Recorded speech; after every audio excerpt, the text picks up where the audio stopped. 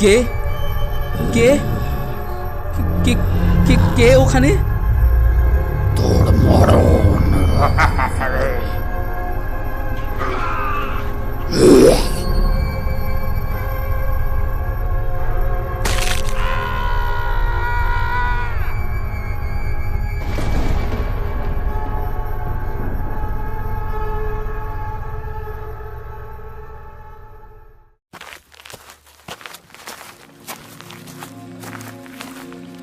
পরের দিন দুপুরে মৃত্যুঞ্জয় যখন স্নান করতে যায় তখন সেখানে পরাণ খুড়োর সাথে দেখা হয়ে যায় তার। পরাণ খুড়ো গ্রামের অনেক পুরনো ও অভিজ্ঞ লোক।